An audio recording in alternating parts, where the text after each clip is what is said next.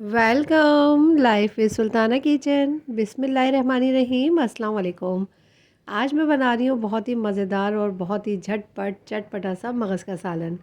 और ये रेसिपी बहुत ही स्पेशल होने वाली है, बहुत ही क्विक रेसिपी है। तो चलें स्टार्ट करते हैं। इसके लिए मैंने लिया है 4 टेबल स्पून ऑयल। ऑयल जब गर्म हो गया है तो इसमें मीडियम प्याज डाली है मैंने एक अदद, जिसको मैंने स्लाइस में कटिंग कर लिया था। और जब इसके ऊपर हल्का सा कलर आ जाएगा और ये ट्रांसपेरेंट हो जाएगी तो फिर मैं इसके अंदर डालूँगी लहसुन अदरक 1 टेबल स्पून। और इसको भी मैं इस प्याज के साथ थोड़ा सा भून लूँगी लहसुन अदरक को। और बहुत ही ज़बरदस्त जब खुशबू आने लगेगी लहसुन अदरक की तो इसके अंदर मैं डालूँगी एक मीडियम साइज़ का टमाटर। टमाटर को भी मैंने स्लाइस में कटिंग कर लिया है। और थोड़ी देर इस प्याज और लहसुन के साथ इसको मैं इसी तरह ऑयल में फ्राई करूँगी। और जब टमाटर सॉफ्ट हो जाएंगे तो इसके अंदर मैं डालूँगी नमक 1 टीस्पून और पिसा हुआ धनिया 1 टीस्पून, हल्दी डालूँगी हाफ़ टी स्पून और पिसी हुई लाल मिर्चें मैं डालूँगी 1 टीस्पून। और ये जो मसाले हैं इसका डिस्क्रिप्शन बॉक्स में आपको पूरी डिटेल मिल जाएगी। और आप चाहें तो इसको कम या ज़्यादा अपने जायके के हिसाब से कर लीजिएगा। और इसको मैं इसी तरीके से 1 मिनट के लिए भूनूंगी मसालों को। और इसके बाद मैं इसमें डालूंगी थोड़ा सा पानी। पानी डालने के बाद मैं इसको कवर करके रखूँगी ताकि टमाटर जो है वो बहुत अच्छी तरीके से गल जाए। और 3 से 4 मिनट मैंने इसको लो मीडियम फ्लेम पे कवर करके रखा था और टमाटर बहुत अच्छी तरीके से गल गए हैं।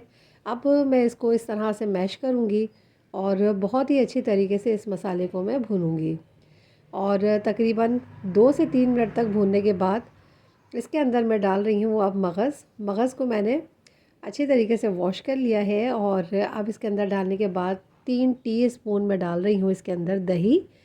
और दही के साथ और इस मगज़ को मैं इस मसाले के साथ भूनूंगी। और इसके अंदर अब मैं डाल रही हूँ भुना हुआ कुटा हुआ ज़ीरा। और इसका बहुत ही ज़बरदस्त इसके अंदर फ्लेवर आएगा। और अब मैं इसको इतना भूनूंगी कि ये बहुत अच्छी तरीके से इसमें मिक्स हो जाए। और तकरीबन 3 से 4 मिनट तक मैं भूनूंगी इसको।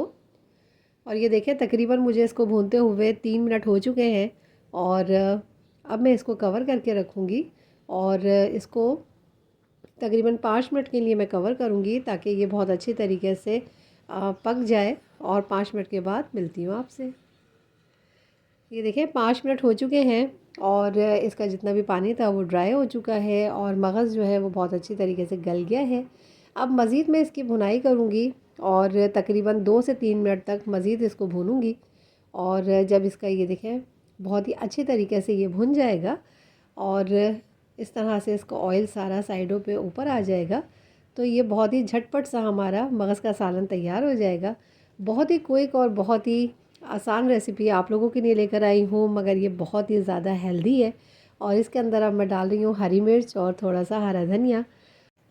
मिक्स कर दूँगी मैं हरा धनिया और हरी मिर्चों को। और बहुत ही ज़बरदस्त और बहुत ही मज़ेदार हमारा भुना हुआ ये भेजा फ्राई तैयार हो चुका है। बहुत ही ज़बरदस्त रेसिपी है, इसको ज़रूर आप फॉलो कीजिएगा और मुझे बताइएगा कि आपको मेरी ये रेसिपी कैसी लगी। यकीनन सब घर वालों को ये बहुत पसंद आएगी। आप कहीं पे भी होटल या ढाबे पे जाने की ज़रूरत नहीं, घर पे ही हम मज़ेदार सा झटपट सा ये मगज़ का सालन बना सकते हैं।